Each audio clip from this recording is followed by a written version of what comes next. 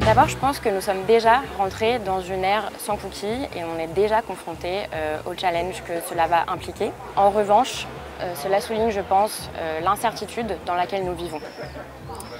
Incertitude tout d'abord parce qu'il ne s'agit pas seulement d'une révolution technique.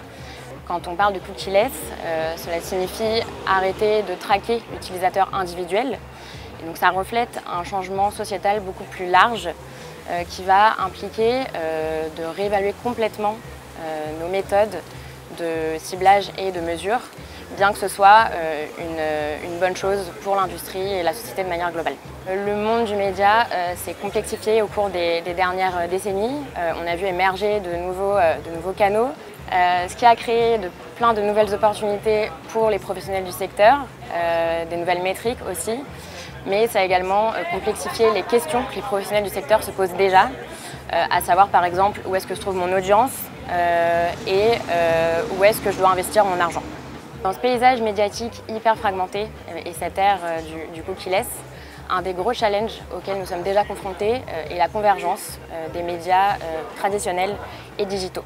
Alors que les cookies cessent d'être utilisés, nous devons vraiment réévaluer la façon dont nous mesurons l'impact de la publicité et nous adapter à un paysage médiatique où les canaux offline et online devront être mieux intégrés. L'industrie devra se reposer sur des solutions plus inclusives et plus holistiques pour mesurer la performance des campagnes et s'éloigner du simple tracking de l'action en ligne pour se concentrer sur une mesure plus large du funnel.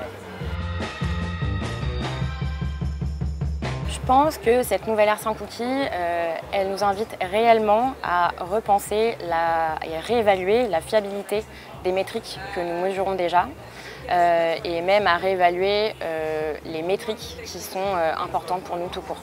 Cette transition nous pousse à nous concentrer sur les données first party ou la publicité contextuelle et ça souligne aussi l'importance de l'ad recall.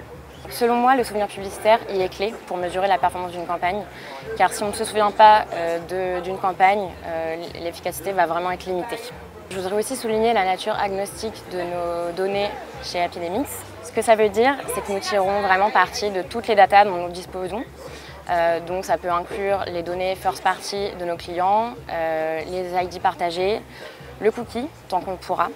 Mais notre méthodologie est toujours basée sur la question de l'ad recall.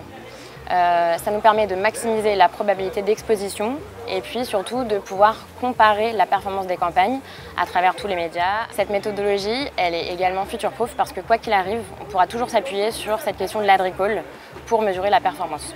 Et c'est en ça que l'impact a de la valeur pour nous et ça va vraiment nous permettre de mesurer la contribution de chaque média au sein du funnel.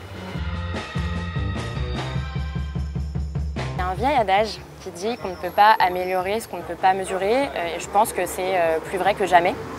Je pense aussi que l'attente d'une norme universellement acceptée par le marché laisse les annonceurs dans le flou concernant leurs investissements médias et ça empêche la vraie optimisation des campagnes de publicité. Pour nous, chez Apidemix, la vraie valeur de la mesure, elle réside dans sa répétition. Il n'y a que comme ça qu'on peut en tirer le vrai parti. Et pour pouvoir être répétée, il faut qu'elle soit facile à mettre en place, à lancer et à analyser, vraiment d'un point de vue marché.